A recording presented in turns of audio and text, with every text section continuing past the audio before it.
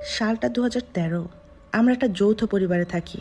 আমার আর আমার ফুপির বয়সে পার্থক্য খুব বেশি ছিল না, আর বন্ধুসুলভ সম্পর্ক থাকার কারণে আমার ঘরটা ফুফির সাথে শেয়ার করতে হতো।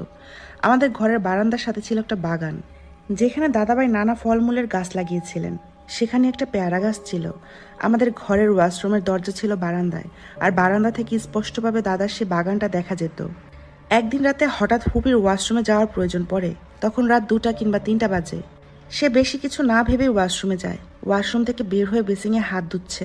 তখন হঠাৎ তার চোখ পড়ে দাদাভাই সে বাগানের দিকে। সে স্পষ্ট দেখতে পায় যে বাগানের পেয়ারা গাছে বসে আছে একটা সাদা কাপড় পরা মহিলা, খুব তৃপ্তি সহকারে পেয়ারা খাচ্ছে। ফুফি ছিল খুব সাহসী।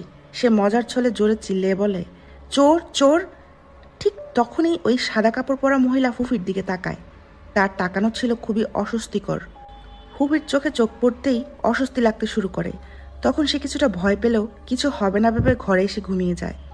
ওই দিন রাতে ফুফি স্বপ্ন দেখে একজন মহিলা, দেখতে খুবই বিশ্রী, তাদের বাসায় এসেছে তাকে দেখতে।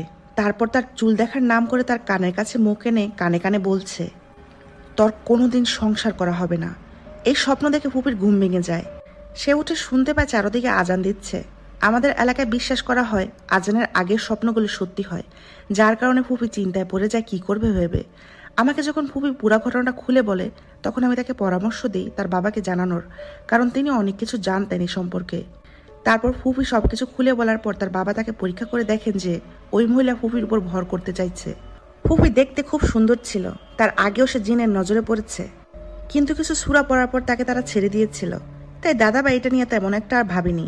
এরপর ফুফি কিছু সূরা পড়ে তার শরীর বন্ধ করার চেষ্টা করেন। ওই দিন বিকেলে দাদাভাই জাম পাড়ার জন্য আমাদের একতলার ব্যালকনিতে ওঠেন, যেটা পেয়ারা গাছের সাথেই ছিল। তবে হুট করে কোনো কারণ ছাড়া আমাদের ব্যালকনির সেই সাইড ভেঙে পড়ে যায় যেখানে দাদা দাঁড়িয়েছিলেন। আমাদের বাসা এত হালকা না যে এত সহজে ভেঙে পড়বে। তাই আমরা বিষয়টা দ্রুত হাসপাতালের মসজিদের ইমামকে জানাই। উনি বলেন দাদাভাই যে জিন থেকে ফুপিকে বাঁচানোর চেষ্টা করেছিলেন সে খুবই শক্তিশালী। হুজুর কিছু করতে পারবে না, আরো ভালো হুজুর দেখাতে হবে। কিন্তু তিনি কিছু সময়ের জন্য আমাদের সবার শরীর বন্ধ করে দিয়ে যান। পরের দিন দাদাভাই তার নিকট আত্মীয়র কথা মতো শম্ভুগঞ্জ যান এক নামকরা হুজুরের কাছে। সেই হুজুর ফুফির চিকিৎসা করেন এবং বলেন ফুফি যেন বিয়ের আগ পর্যন্ত কোনোভাবেই ওই বাগানের সন্ধ্যায় না যায়, ওই ওয়াশরুমের যেন কাল সন্ধ্যায় না যায়, এবং চুল ছেড়ে যাতে বেশি ঘোরাঘুরি না করে। প্রথম প্রথম সবাই ফুপিকে চোখে চোখে রাখছিল, কিন্তু এর 1 বছর ঘুরতেই আমরা ঘটনাটার রেশ কাটিয়ে উঠি, যার ফলে আর এ বিষয়ে লক্ষ্য রাখা হয়নি। এর মাঝে এসে পড়ে পহেলা বৈশাখ। আমরা সবাই মিলে লাল শাড়ি পরে ঘুরতে যাই পার্কে। তবে ঘোরাঘুরি করে ফিরতে ফিরতে সন্ধ্যা হয়ে যায়। তখন সাথে আমাদের বাসার পিছনে একটা মেয়েও ছিল। তাই আমরা ভাবি আগে তাকে বাসায় পৌঁছে দিব, তারপর আমরা যাব। কিন্তু সেটা মূলত আমাদের সবচেয়ে বড় ভুল ছিল। তার বাসাটা ছিল আমাদের বাগানের পিছনেই। তাকে বাসায় পৌঁছে আমাদের বাগান হয়ে বাসায় প্রবেশ করতে হয়। তখন ফুফির প্রচন্ড মাথা ব্যথা শুরু হয়, কিন্তু সারাদিন এত কোলাহল মাঝে ছিল দেখে বোধহয় ভেবে আর চিন্তা করিনি আমরা। ওই দিন রাতে যখন ঘুমাতে যাই তখন সে অনুভব করে কেউ তার পাশে বসে আছে, কিন্তু দেখে কেউ নেই। এরপর মাঝে মাঝে ফুফি ওখানে এখানে ছায়া দেখতে পেত, কিন্তু কাউকে বলতো না, কারণ প্রত্যেক বাসায় একটা করে প্রহরী থাকে যা জিন হয়। ফুফি ভাবতেও হয়তো এটা বাসার প্রহরী, যেহেতু তখন পর্যন্ত তার কোনো ক্ষতি করেনি। প্রায় 7 বছর পর ফুপির বিয়ে ঠিক হয়, খুব ভালো পরিবারে, ছেলেও ভালো। যেদিন বিয়ে ঠিক হয় সেদিন রাতে ফুপি স্বপ্নে দেখে তার হাতের একটা মাটির ব্যাঙ, যেটা একটা মহিলার সাথে ধাক্কা লেগে পড়ে ভেঙে যায়। ফুপি এটাকে স্বাভাবিক স্বপ্ন হিসেবেই নেয়। তারপর তাদের বিয়ে হয়। বিয়ের পর ফুপি খুব সুন্দর করে ফুপার পরিবার এবং ফুপার সাথে মিশে যায়।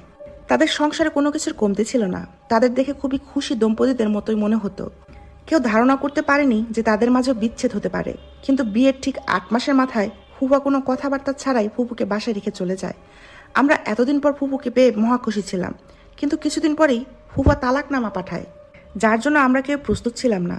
আমরা যখন ফুফিকে জিজ্ঞেস করি কি হয়েছে, তখন সে জানায় যে তাদের মাঝে তালাক হওয়ার মতো কিছুই হয়নি, বরং যেদিন তাকে বাসায় রেখে যায় সেদিনও ফুপি আর ফুফা কিছু স্বর্ণ অলঙ্কার বানিয়ে দিতে আসে। আর ফুফা নাকি বারবার বলছে যে 2 দিনের মধ্যেই ফিরে আসবে, কারণ সে ফুপিকে ছাড়া থাকতে পারছে না। সবকিছু ঠিকঠাকই ছিল। ফুপি আমাদের বাসায় আসার পরেও তাদের প্রতিদিন কথা হয়েছে। সবকিছু জানার পর আমরা ফুপার সাথে কথা বলার চেষ্টা করি, তার কাছে জানতে চাই এই তালাক দেওয়ার কারণটা কি। কিন্তু ফুপা কোনো কারণ না জানিয়ে কাবিনের 20 লাখ টাকা পাঠিয়ে দেয়। আমাদের জানা মতে সে এত টাকার মালিক না, এত টাকা একসাথে দেওয়া তার পক্ষে সম্ভব না। তখন আমরা আরো চিন্তিত হয়ে পড়ি, তার কাছে আবার জানতে চাই কারণ কি। সে কিছুতে কারণ বলতে রাজি হয় না। তখন আমরা তার এক বন্ধুর সাহায্য নেই, তাকে বলি যে জানার চেষ্টা করতে। তারপর তার বন্ধুর মাধ্যমে আমরা জানতে পারি ফুফা স্বপ্নে দেখেছে যে একটা মহিলা তার সামনে দাঁড়িয়ে আছে। মহিলার হাতে অনেক স্বর্ণ, হীরা, টাকা এবং আরেক হাতে ফুফির হাত ধরে দাঁড়িয়ে আছে। তখন সে বলে, তুই যদি ফুফির সাথে থাকিস তাহলে তোর বংশ আমি নির্বংশ করে দেব, আর যদি তাকে ছেড়ে দিস তাহলে তোর 4 প্রজন্ম বসে খেয়ে যেতে পারবে। ফুফা তখন বিষয়টা তেমন গ্রাহ্য করেনি, কিন্তু এরপর দিন থেকে তার বাবা আর ভাই অসুস্থ হতে শুরু করে, আর তারা বলে তারা নাকি একটা মহিলাকে দেখতে পায়, যেটা শুনে মূলত ফুফা ফুফিকে আমাদের বাসায় রেখে গিয়েছিল। এরপর আমরা হুজুর দেখাতে চাইলেও ফুফি না করে বলে, আমার কপাল খারাপ, কি আর করার। অবাক করার বিষয় হচ্ছে ফুফা এখন আসলে খুব ধনী, সবাই তাকে এক নামেই চিনে। আজকের কাহিনীটা একদম বাস্তব কাহিনী ছিল। এই কারণে রাত বিরাতে বের হওয়া উচিত না, বাইরে কাউকে দেখলে ডাক দেওয়া উচিত না, তাদের ডাকে সাড়া দেওয়া উচিত না। বলা যায় না কখন কার নজর লেগে যেতে পারে।